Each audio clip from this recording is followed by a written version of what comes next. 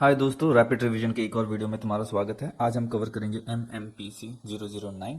ये उन लोगों के लिए है जिनके पास टाइम नहीं है और वो जल्द से ज़्यादा इन्फॉर्मेशन या टॉपिक के बारे में ज़्यादा बेसिक आइडिया चाहते हैं। तो शुरू करते हैं। तो सबसे पहले हम बात करते हैं बेसिक। सबसे पहले देखते हैं प्रोडक्शन क्या है। किसी चीज़ को भी बनाने को, किसी प्रोडक्ट को बनाने को या फिर एक सर्विस देने को, उसको हम बोलेंगे प्रोडक्शन। क्या है, दो तरीके के होते हैं। एक होता है गुड प्रोडक्शन, एक होता है सर्विस प्रोडक्शन। गुड्स क्या है, जो फिजिकल चीजें होती हैं जिनको तुम छू सकते हो, उसको हम बोलेंगे गुड्स, राइट। जैसे टीवी हो गया या फिर बोतल होगी या घड़ी होगी, ये सब क्या हम खरीद सकते हैं और हम इसको यूज कर सकते हैं। इसको बोलेंगे हम गुड्स, चीजें। ओके। सर्विस क्या होती है? सर्विस वो चीजें होती हैं जिनको हम यूज करते हैं पर हम उसको खरीद नहीं सकते या उसको हम फिजिकली टच नहीं कर सकते। जैसे कि तुम डॉक्टर के पास गए, डॉक्टर की तुम सर्विस लेते हो, डॉक्टर को खरीदते नहीं हो। बैंक में गए, बैंक की सर्विस लेते हो, बैंक को खरीदते नहीं हो। तुमने टैक्सी कराया तो वो एक सर्विस है, ओके, जिसको तुम छू नहीं सकते, स्टोर नहीं कर सकते। जबकि गुड्स को तुम खरीद सकते हो, अपने पास रख सकते हो और उसको संभाल सकते हो। फॉर एग्जाम्पल, फोन खरीदना गुड्स है, फोन रिपेयर कराना एक सर्विस है। अब दूसरी बात हम करते हैं प्रोडक्ट सिलेक्शन की। ओके, प्रोडक्ट सिलेक्शन ये होता है कि choosing right product to make and sell. जब एक कंपनी और ऑनर डिसाइड करता है कि हम क्या बनाएंगे और क्या बेचेंगे, कई फैक्टर होते हैं कि किस चीज की डिमांड है, क्या रॉ मटेरियल अवेलेबल है, उन सब के बेस में जब वो डिसाइड करता है कि मैं ये बनाऊंगा। ओके, जैसे कि अगर वो डिसाइड करता है इलेक्ट्रिक स्कूटर बनानी चाहिए क्योंकि अभी लोग इलेक्ट्रिक स्कूटर्स की तरफ बढ़ रहे हैं, पेट्रोल सब छोड़ के। वो होता है प्रोडक्ट सिलेक्शन कि क्या बना जाए। फिर होता है प्रोडक्ट डिजाइनिंग कि वो कैसा दिखेगा, क्या फंक्शन होंगे, क्या स्ट्रक्चर होंगे। Smartphone with dual camera, big battery. So इसे हम कहेंगे प्रोडक्ट डिजाइनिंग कि हमारा प्रोडक्ट कैसा दिखेगा, क्या फीचर्स होंगे। क्योंकि जितना अच्छा डिजाइन होगा उतना कस्टमर ज्यादा खुश होंगे। लेआउट का मतलब होता है कि फैक्ट्री के अंदर मशीन, इक्विपमेंट और डिपार्टमेंट किस ऑर्डर में रखे गए हैं। ओके, सबसे पहले वो रखते हैं प्रोसेस के बेस में, उसे बोलते हैं प्रोसेस लेआउट। मशीन को ग्रुप में अरेंज किया जाता है उसके टाइप के बेस पे, फ्लेक्सिबल होता है और हर प्रोडक्ट के लिए सेम लाइन का यूज नहीं होता। जैसे कि हॉस्पिटल, उसमें एक्सरे डिपार्टमेंट अलग होगा, एक्सरे या फिर जो भी स्कैनिंग से रिलेटेड सारी चीजें एक साइड को होंगी, ओपीडी वगैरह एक साइड होंगे, लैब वगैरह एक साइड होंगे। उसको बोलते हैं प्रोसेस के हिसाब से लेआउट। ओके, जो प्रोसेस है उस हिसाब से हमने अरेंज कर दिया। फिर होता है प्रोडक्शन के हिसाब से लेआउट। अब प्रोडक्शन के हिसाब से लेआउट होता है, जैसे कार बन रहे, कार बनने का जो सिंपल फॉर्मूला होगा, पहले मैन्युफैक्चरिंग होगी, फ्रेम बनेगा, फिटनेस इंजन फिट होगा, पेंट होगा, टेस्टिंग होगी, राइट। पहले जो मशीन की जो हमारी अरेंजमेंट होगी, पहले फ्रेम वाली चीजें होंगी, फिर इंजन फिटिंग की चीजें होंगी, फिर पेंटिंग की होगी, फिर टेस्टिंग की होगी। प्रोडक्शन के हिसाब से जब हम असेंबल करें तो उसको बोलते हैं प्रोडक्शन लेआउट। ओके, फिर होता है cellular layout. Okay, cellular layout में मिक्स लेआउट, सिमिलर प्रोडक्ट्स के लिए एक सेल बनाई जाती हैं जिसमें अलग अलग मशीनें होती हैं, राइट। अगर हम जैसे कि बात करें लैपटॉप रिपेयर शॉप की, एक सेल में क्या होगा, सिर्फ डायग्नोसिस होगा, अगले में सिर्फ रिपेयर होगा, फिर एक और सेल होगा जहां पे सिर्फ टेस्टिंग होगी कि सब ठीक है कि नहीं। फैसिलिटी लोकेशन क्या होते हैं? फैसिलिटी लोकेशन का क्या मतलब होता है? ये डिसाइड करना होता है कि फैक्ट्री जिस जगह सेटअप होगी, सिटी के अंदर, हाईवे पे या पोर्ट के पास, राइट। अगर हमारी एक दुकान है या हम कंपनी खोलने की सोच रहे हैं जो बहुत ज्यादा एक्सपोर्ट करती है, तो क्या है, हम कोशिश करें जो हमारी फैक्ट्री है वो पोर्ट के पास बने ताकि हमारा ट्रांसपोर्टेशन कॉस्ट बचे। ओके, सही जगह यानी कि सही कॉस्ट, ज्यादा प्रॉफिट। ओके, उसको बोलते हैं फैसिलिटी लोकेशन। फिर हमारे पास होता है location break even point. Okay, analysis को जो कंपनी होती है उसको देखना पड़ता है कि जैसे कि जब जब आपको दो तीन जगह में से डिसाइड करना हो कि कहाँ सेटअप करना है, तो तुम देखोगे कि कॉस्ट कंपेयर करके एनालाइज करोगे कि लोकेशन ए में रेंट 50,000 है, ट्रांसपोर्टेशन 20,000 है, टोटल आ रहा है 70,000। और लोकेशन बी में रेंट 30,000 है पर ट्रांसपोर्टेशन 50,000 आ रहा है, तो वो 80,000। ओके, हम क्या करेंगे, हम ऑप्शन ए ले लेंगे क्योंकि रेंट 50,000 है पर हमारा जो ट्रांसपोर्टेशन है वो 20 आ रहा है और जो हमारा टोटल कॉस्ट हो रहा है वो 70 हो रहा है। इस चीज को बोलेंगे, इस एनालिसिस को हम बोलेंगे, जिससे हम पैसे जो लोकेशन पे कॉस्ट मिनिमाइज करते हैं उसको हम बोलेंगे लोकेशन ब्रेक इवन पॉइंट। अब हम बात करते हैं type of production system. Production system का मतलब होता है किस तरीके से चीजें बनाई जा रही हैं, 1 by 1, बैच में या कंटिन्यूसली।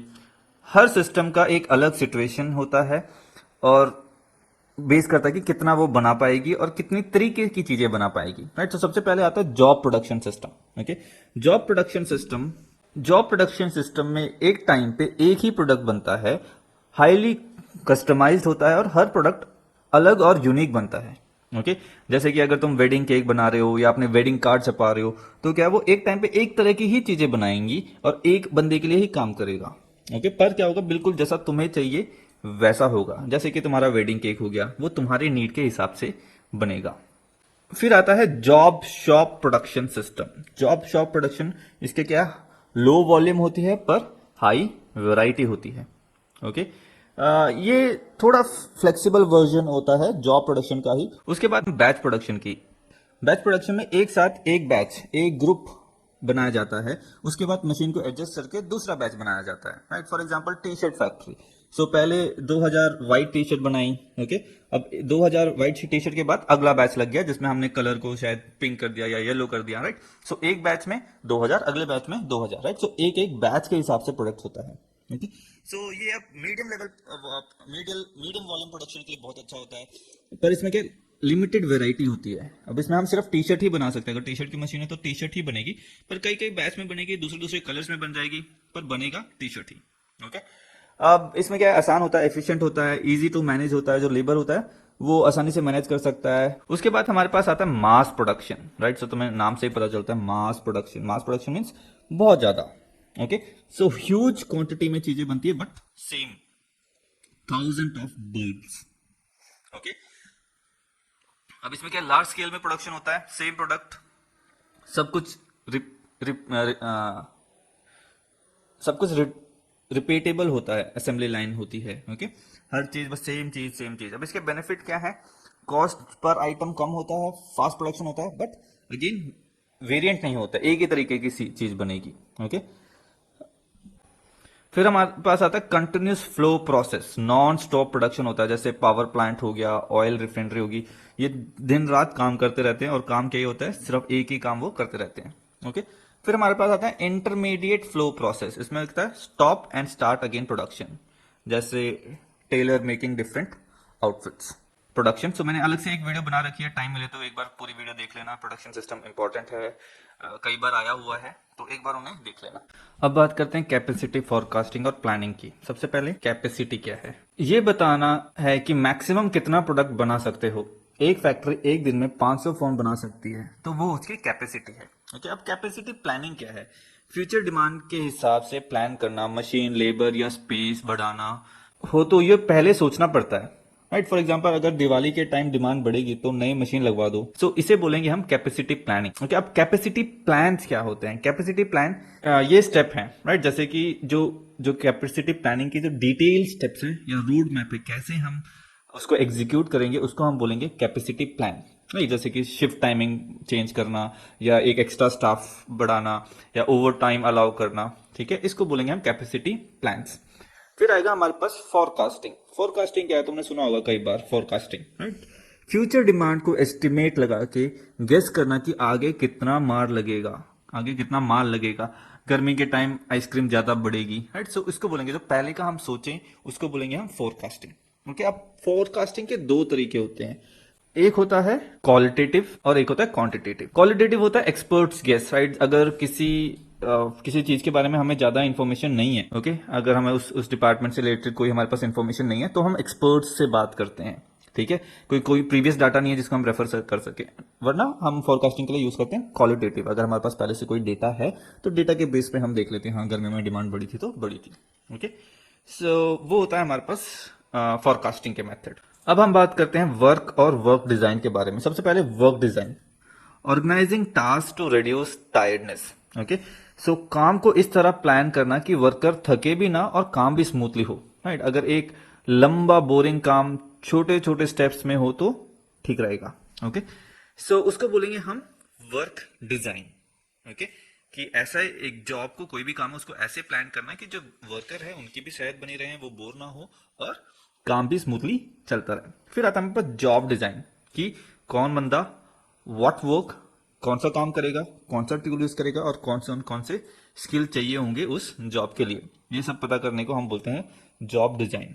ओके, जैसे कि पैकिंग का सिंपल काम एक ही बंदा करे। ओके, फिर हमारे पास आता है वर्क स्टडी। वर्क स्टडी, काम करने का बेस्ट तरीका ढूंढना। ओके, उसको हम बोलेंगे वर्क स्टडी, जिसमें टाइम और एनर्जी दोनों बचे। Okay, so remove extra steps to save time. Okay, फिर हमारे पास आता है वर्क मेजरमेंट। हर टास्क में कितना टाइम लगता है ये मेजर करना, उसको हम बोलते हैं वर्क मेजरमेंट। राइट, जैसे तुम्हारी कंपनी, तुमने देखा होगा कि अगर तुम स्कूल वगैरह चलाते हो तो वो अपने एक्सपीरियंस से देखते हैं कि हाँ 10 बच्चे को एक टीचर संभाल सकती है, तो वो क्या उन्होंने मेजर कर लिया कि हाँ, तो वो क्या, अगर 30 बच्चे हैं तो वो 3 ट्रेनर लेंगे या 3 टीचर्स लेंगे, क्या उसको बोलते हैं वर्क मेजरमेंट। ओके, अब बात करते हैं time study and work sampling. Time study होता है स्टॉप वॉच से हर काम का एग्जैक्ट टाइम लेना। ओके, और फिर वर्क सैम्पलिंग, रैंडम चेक करना कि कौन कितने टाइम काम में लगा रहा है। अब हम बात करते हैं material management and inventory management के बारे में। सबसे पहले material management. So material management यह है कि किसी भी मटेरियल का रॉ मटेरियल से उसको खरीदने से लेके उसको यूज करके फाइनल प्रोडक्ट बनाने तक का मैनेजमेंट को हम बोलेंगे मटेरियल मैनेजमेंट। राइट, अगर जैसे कोई कपड़े बनाने की फैक्ट्री है तो कहाँ से कपड़ा आएगा, कितना आएगा, क्या प्रोसेस होगा और क्या कपड़े बनाएंगे, जो बनेगा वो कहाँ बिकेगा, इन सब चीजों को प्लान करना, उसको बोलेंगे हम material management. Okay, so for example store tracks fibre usage in textile mill. Okay, फिर क्लासिफिकेशन ऑफ मटेरियल, कितने कितने तरीके के मटेरियल होते हैं। ओके, अब क्या है, रॉ मटेरियल होता है, राइट, जो बिल्कुल रॉ होता है जैसे कॉटन। ओके, फिर हमारे पास प्रोसेस्ड फाइबर होता है, जो कॉटन को प्रोसेस कर लिया, उसको बोलते हैं हम सेमी फिनिश्ड मटेरियल। ओके, फिर हमारे पास final shirts. Okay, final material. So raw material होते हैं, सेमी मटेरियल होते हैं, फिनिश्ड मटेरियल होते हैं। कोडिफिकेशन, कोडिफिकेशन नाम से पता चल रहा है, codification, give each item a code. Okay, जैसे हमने, तुम शॉपिंग में जाते हो, वो लोग बस एक स्कैन करते हैं और उनको पता चल जाता है, कंप्यूटर में आ जाता है क्या है। तो क्या हर प्रोडक्ट को एक नंबर दे देना, जैसे कि हर प्रोडक्ट, एक पेन है ST001, तो क्या वो स्कैन करके जस्ट उसको हर पेन में हम ये कोड चिपका देते हैं, तो कभी भी वो स्कैन होता है हमें पता चल जाता है ये पेन है, इसका प्राइस कितना है, कौन सी कंपनी का है। अब बात करते हैं हम परचेसिंग फंक्शन की। परचेसिंग फंक्शन मतलब सही मटेरियल सही टाइम पे लीगली और स्मार्टली खरीदना, कि पैसे भी कम लगे, सामान भी ज्यादा है और सामान क्वालिटी का भी आए। ओके, अब इसमें आता है इन्वेंट्री। इन्वेंट्री क्या होता है, तुमने कई बार सुना होगा इन्वेंट्री। इन्वेंट्री का मतलब वो स्टॉक जो ऑर्गेनाइजेशन स्मूथ तरीके से चलने के लिए स्टोर करके रखती है। राइट, अगर कंस्ट्रक्शन साइट पर एक्स्ट्रा सीमेंट स्टोर करके रखा जाता है ताकि काम रुके ना और स्मूथली चलता रहे। ओके, फिर आता है inventory control of slow moving item. Okay, कुछ आइटम बहुत कम यूज होते हैं, उनका उनका भी ट्रैक रखना बहुत जरूरी होता है, जैसे कि ओल्ड स्पेयर पार्ट जो कभी कभी ही लगते हैं, उनका रिकॉर्ड सेफ और सही जगह पे रखना पड़ता है। ओके, फिर आता है हमारे पास material handling. Okay, material handling and efficiency. So material handling, factory के अंदर मटेरियल को कैसे मूव करना है, उसे कहते हैं material handling. Okay, how material are moved inside the factory, चाहे वो कन्वेयर बेल्ट हो या कोई ट्रक हो। ओके, उसके बाद हम कहते हैं, आते हैं वेस्ट मैनेजमेंट। वेस्ट मैनेजमेंट क्या है कि जो वेस्ट बनता है उसे प्रॉपरली हैंडल करना ताकि एनवायरनमेंट और कॉस्ट दोनों बचा रहे। एग्जाम्पल, पैकिंग मटेरियल जो उसको रिसाइकल करके दोबारा यूज करना। फिर आता है हमारे पास resource management. Resource management, available resource जैसे पैसा, टाइम और मटेरियल का बेस्ट यूज करना। एग्जाम्पल, फैक्ट्री में LED लाइट यूज करना ताकि इलेक्ट्रिसिटी बचे। फिर हमारे पास आता है वेस्टिविटी वर्सेस डक्टिविटी। वेस्टिविटी नाम से पता है, वेस्टफुल एफर्ट्स, ऐसे काम जो वेस्ट करते हैं रिसोर्स और टाइम। प्रोडक्टिविटी मतलब ऐसे काम जो यूजफुल हो और प्रोडक्टिविटी हमें फायदा होता है उनसे। Now value, quality and cost optimisation. Okay, इसमें सबसे पहले आता है वैल्यू इंजीनियरिंग। वैल्यू इंजीनियरिंग होता है improve product quality at low cost. Okay, product की क्वालिटी बढ़ाना पर जो खर्चा है वो कम से कम रखना, जैसे use cheaper but strong plastic. अब इसके बेनिफिट्स क्या हैं? इसके बेनिफिट्स होते हैं पैसा बचेगा, क्वालिटी बनी रहेगी और इनोवेशन भी आएगा। अब बात करते हैं हम cost reduction versus value engineering. Cost reduction और वैल्यू इंजीनियरिंग में क्या है? Cost reduction, cut cost may hurt the quality. अब कॉस्ट रिडक्शन में क्या होता है, बस मेन फोकस होता है वो कॉस्ट को रिड्यूस करना होता है, इसमें वो क्वालिटी का भी ध्यान नहीं देते। ये नहीं सोचते कि भाई अगर हम ये कॉस्ट काटेंगे इससे हमारी जो क्वालिटी है उसमें फर्क पड़ेगा। ओके, इसका एम सिर्फ होता है कि कम से कम पैसा लगे। सिर्फ पैसा बचाना इसका एम होता है, क्वालिटी गिरने से भी इसे फर्क नहीं पड़ता। पर वैल्यू इंजीनियरिंग इसके ऑपोजिट होती है, इसमें पैसा भी बचाना है और at the same time quality भी अच्छी होनी चाहिए। ओके, सो क्वालिटी मेंटेन या इंप्रूव होती है बट कॉस्ट कम होता है। ओके, अब क्वालिटी मैनेजमेंट क्या है? हर स्टेज पे प्रोडक्ट की क्वालिटी चेक करना, उसको हम बोलेंगे quality management. Test every 10th mobile in a factory. अगर एक आईफोन बन रहा है तो हर 10th प्रोडक्ट वो कंपनी चेक करेगी, भाई डिफेक्टेड तो नहीं है, ठीक है, सारा काम चल रहा है। क्योंकि अगर बीच बीच में नहीं करेगी तो हो सकता है एंड पे पता चले कि भाई एक नंबर के बाद सारे फोन खराब निकले। ओके, सो उसको बोलते हैं क्वालिटी मैनेजमेंट, वो जो हर लेवल पे हो। अब बात करते हैं हम स्टैंडर्डाइजेशन की। स्टैंडर्डाइजेशन का मतलब होता है सेम टाइप के पार्ट, साइज और प्रोसेस या मेथड को बार बार यूज करना अक्रॉस प्रोडक्ट या सर्विस। ओके, अब इसके बेनिफिट्स क्या होते हैं? सिंपल प्रोडक्शन प्रोसेस हो जाता है। जब पार्ट सेम होते हैं तो मशीनों को बार बार एडजस्ट नहीं करना पड़ता और प्रोडक्शन हमारी फास्ट और स्मूथ हो जाती है। कॉस्ट सेविंग होती है, बल्क में सेम पार्ट खरीदने का कॉस्ट कम पड़ता है, इकोनॉमिकली सेफ हो जाता है। ओके, और इजी इन्वेंट्री मैनेजमेंट होता है, अलग अलग चीजों के लिए अलग अलग स्टोर नहीं ढूंढना पड़ता, आसानी से एक ही जगह पे सब स्टोर हो जाता है और मेंटेनेंस भी इजी हो जाती है। ओके, और जो काम करे उनके पास भी ज्यादा कंफ्यूजन नहीं होती, नई नई चीजें नहीं समझनी पड़ती, उनको बस एक ही चीजों से फेमिलियर होना पड़ता है। अब बात करते हैं ऑटोमेशन एंड टेक्नोलॉजी की। ऑटोमेशन क्या है? ऑटोमेशन का मतलब है मशीन या टेक्नोलॉजी से रिपीटेटिव काम करवाना बिना ह्यूमन इंटरफेरेंस के। लाइक जैसे तुमने देखा होगा कंपनी में कोको कोला बनता है, लोगों को नहीं होता, बस मशीनें ही काम करती रहती हैं, उसको बोलेंगे हम automation. Okay, robotics is a branch of automation जहां रोबोट यूज किए जाते हैं तो परफॉर्मेंस और फिजिकल टास्क। ठीक है, सो अब बेनिफिट्स ऑफ ऑटोमेशन क्या है? बेनिफिट क्या है इन सब चीजों के? स्पीड बढ़ती है, मशीन फास्ट काम करती हैं, इसलिए प्रोडक्शन टाइम कम होता है, ह्यूमन एरर्स कम हो जाते हैं। अब जो है रोबोट्स काम करेंगे तो एरर्स रेट कम हो जाता है, गलतियां कम होती हैं एज कम्पेयर टू लोगों के।